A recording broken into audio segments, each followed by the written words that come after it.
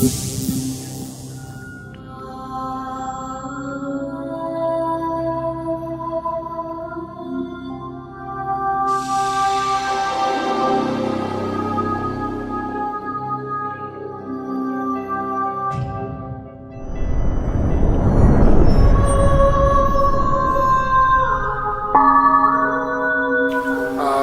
would like to speak about Phowa practice,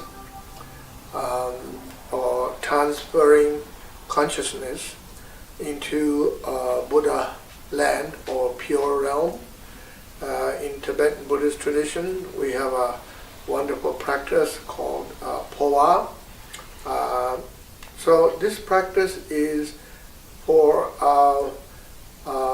healing the mind, also overcoming fear of dying, and also overcoming fear of what happens after death, or in other words, after I am gone from this world, what happens, right? So there is big question mark for most people, I would say. And so according to Tibetan Buddhist tradition, what we believe is that when your end of your life, when we die, our consciousness continue, right, from this life to the next life, or go to the bardo, or go up to the Pure Land, or go to different realms, take reincarnation according our karma. So, and we never know where we're going to end up, right? But I guess you do know, many of you do know, because you do lots of meditation and prayers and practice, and you are a good person. You have a good feeling and confidence that you are going to have a good life, next life, like this life, and you could have a good rebirth and so forth.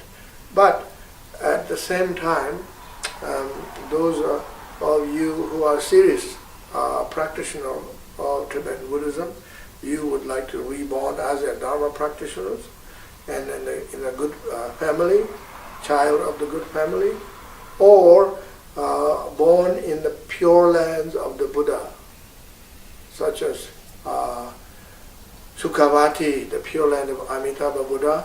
We call it Dewa Chen in Tibetan word. Dewa Chen means the land of joy and peace and happiness, and the pure land. And there are many different kinds of Phowa practice. Phowa means transferring this consciousness from this body into Buddha realm. And there's another term we use occasionally. It is called ejecting the consciousness from this body into Pure Land. So there are different kinds of Phowa practice. The most common one is Amitabha Buddha Phowa practice. This is a common practice in Tibet among all the different traditions of Tibetan Buddhism, Nyingma, Sakya, Gelug, and Kagyu, and so on. And Amitabha is a Buddha, Buddha of infinite life. Amitabha means infinite life. And there is a big movement in China and Japan, and lots of people in China and Japan practice and pray to Amitabha Buddha. And there is actually a sect called Pure Land sect of Buddhism. You probably heard. And so, as I said, Amitabha means infinite light. So you would like to experience the light at the end of your life instead of darkness, going somewhere unknown, And so you want to go into light, state of light, or enlightenment. Amitabha, infinite light. This is why Amitabha Buddha Phowa practice is a very common one. We also have Phowa practice of Chenrezig, Avalokiteshvara, Phowa practice of Manjushri Buddha, Phowa practice of Chidamanitara, Phowa practice of Lama Tsongkhapa, Phowa practice of Vajrayogini, and Phowa practice of Heruka, Chakrasambhara, and so forth. Different forms of Phowa practice. So now I like to give instructions how we do it. Now usually we do Phowa practice as a training and not training, because we do it now as a training. We don't know when end of the life comes, when death will strike. We don't know. We never know, right? So we have saying in the Dharma, death is definite, imminent, and time of death is indefinite. You go to work, some people never come back. Some people go to sleep, never wake up. So some people go to holiday or vacation and never come back. You never know. So, but this time we train so that in case something happens, then you can transfer your consciousness into Buddha land. Or we are going through slowly in old age, dying with old age. Then you can transfer your consciousness to Pure Land. That's the right time, good time, right? So we train now, right now. So this is very beneficial. So what we do here is you have to receive a transmission on Phowa from a qualified Lama or Master, and get the mantra of Amitabha Buddha, which is, I will say to you now, Om Amitabha Hi, or in Tibetan pronunciation we say Om Amideva Hi. So either way is fine. Sanskrit pronunciation is Om Amitabha Hi. Hi is the seed syllable of Amitabha Buddha. So now you visualize Amitabha Buddha above your crown, straight above your crown. He's sitting above your crown, facing the same direction. Or you visualize Amitabha Buddha in front of you and say about maybe 10 feet or 5 feet above you, sitting on a lotus and moon cushion. Amitabha is the red one, red colored one. He is looks a little bit like Shakyamuni Buddha in the form of bhikkhu or a monk, okay, and has one face, two hands, two hands, and then his both hands are in the mudra of meditative echo pose and holding this bowl, and begging bowl with the nectar inside, and red color, magnificent red color, wearing beautiful saffron robe, red burgundy robe, and so forth. And his face is so peaceful, so beautiful, and his entire body is nature of light and energy, and also light shining behind his body, and his physical body is marked with 32 major marks of the Buddha and 80 minor marks of the Buddha. Now, when we visualize, we don't need to go through all those details. It's not possible to know. That's not necessary. I'm just saying the qualities of the Buddha's holy body. So visualize Amitabha Buddha in front of you, slightly higher up or above you. Okay? Then you pray to Amitabha Buddha, O Amitabha Buddha. And Tibetan word is O Pa Me, means light, Pa Me means infinite. You are the Buddha of infinite light. You are unique Buddha for transferring the consciousness of person like myself. At this time, I need to heal my mind, overcome my fear, anxiety, and not knowing what happened during the death and after death, right? And or death can come anytime. So you are the Buddha of infinite light. Please help me and bless me be able to do the Phowa practice and transferring my consciousness into the light, to your heart. Okay. So you visualize Amitabha Buddha there, in front of you or above you. Then you say the mantra, Om Amitabha Ri, Om Amitabha Ri, Om, or you say Om Amitabha Ri in Tibetan, Om Amitabha Ri, Om Amitabha Ri, you say 108 times minimum, okay, or more. And you go through the sadhana of Amitabha Buddha. There are different versions, longer one, medium one, and short one. Either way is fine. And now when you do the Powa practice, first you have to visualize visualize channels inside of your body. So inside of your body, first hollow, okay? Imagine your body is more or less hollow, and you don't have all this material substance inside of your body, heart and liver and so on and so forth. So just more or less hollow, and visualize central channel. Central channel, Tsa Uma in Tibetan word. Tsa means channel, and Uma is the central channel, Uma. Sanskrit word is Avaduti. So central channel running through the center of your body, slightly close to the backside, and outside is blue, inside is red, slightly, and central channel. This is energy channel.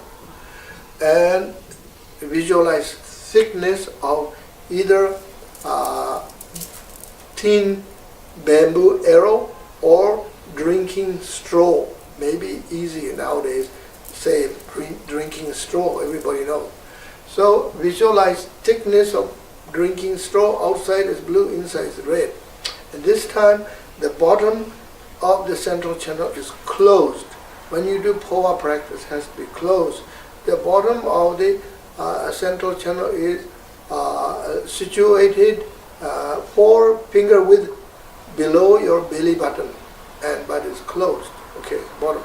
The upper part is getting a little wider as it passes through the throat chakra up to the crown.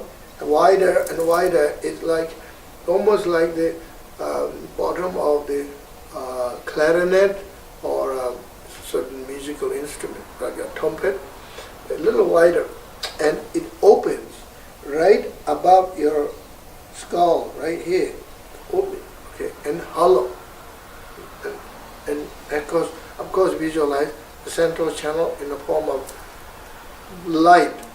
Okay, then you visualize Hri syllable, Hri, at the heart level here, between your breasts, inside the central channel, and a small moon disk. Okay, in the middle of the moon disk, you visualize red Hri syllable, red color, Hri syllable, and Hri, as like in English, Hri, H-R-I, more like Hri, Hri. You say Hri, Hri, okay, or Hri, either way.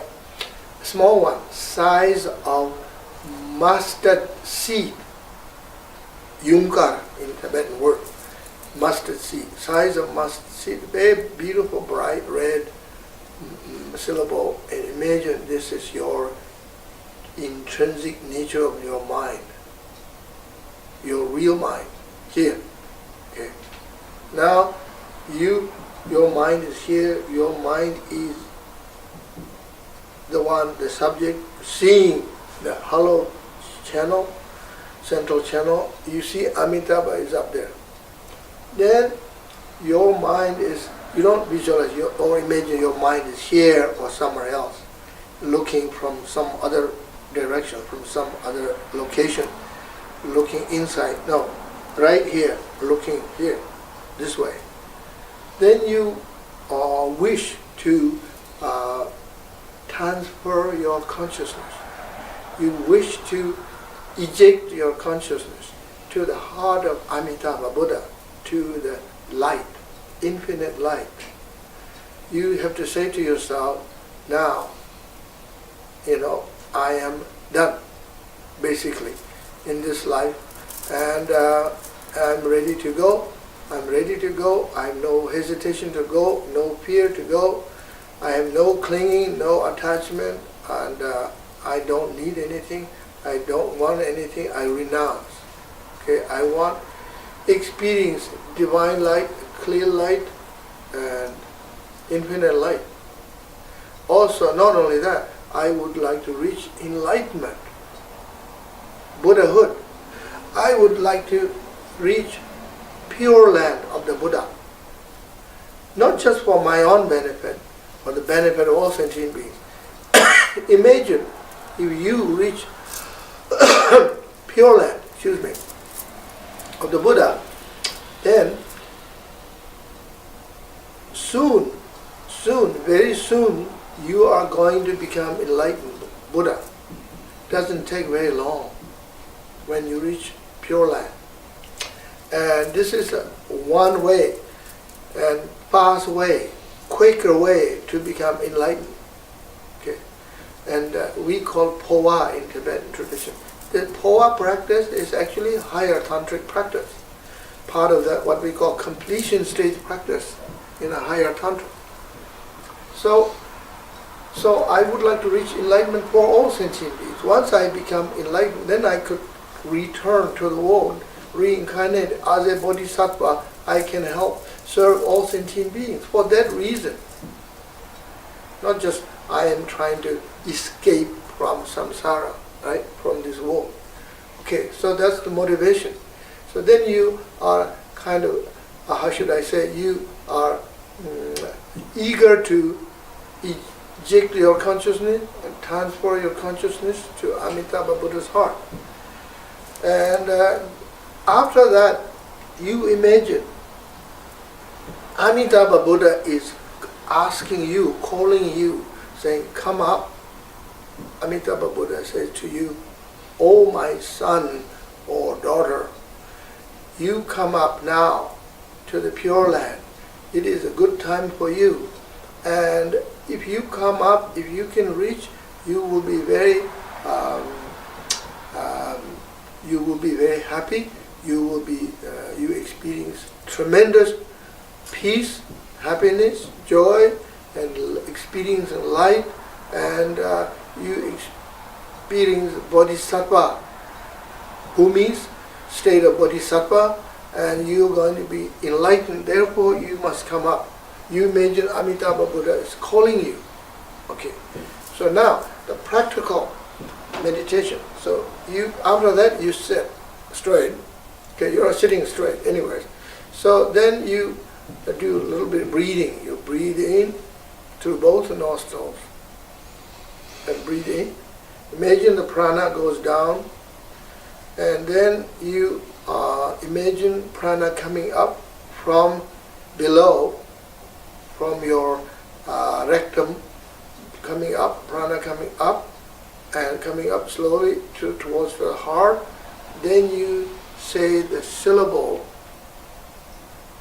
hic.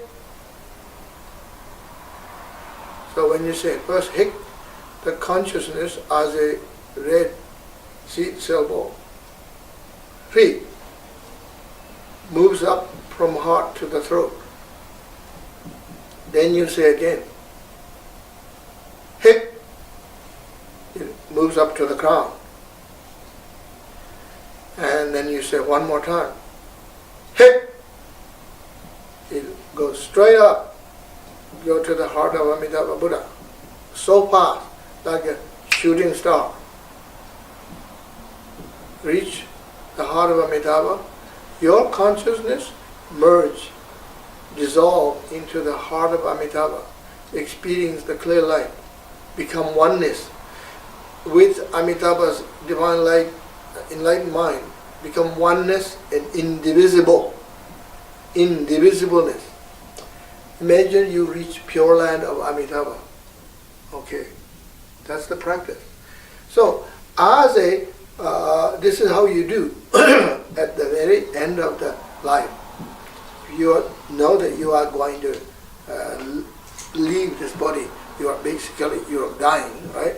Then you don't come back. You don't have wish to come back, right? For now. And so, but as a everyday practice, daily practice, you don't just leave it there because you're still here, live. You want to live, you want to continue your life practice. Practice Dharma and function your everyday life. So you come back. So what you do is, after you eject consciousness, when you say hey, then few seconds you say ka. Okay, ka. So when you say ka, the consciousness as a three-letter descending back to the heart. When you say hek, ascending. When you say ka, descending. So hek, ka, hek, ka, hek, ka. Not so fast, but slowly. Do it for 7 times. And for now, that's good. That's enough. Each session, 7 times.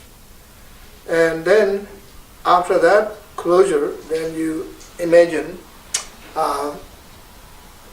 the Amitabha Buddha that you have visualized above your crown, and descending down, he descend down on your crown.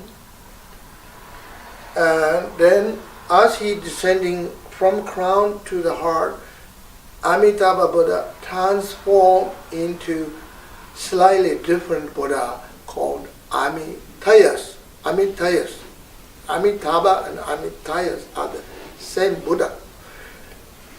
Amitabha Buddha looks like a bhikkhu. Right? He is a bhikkhu.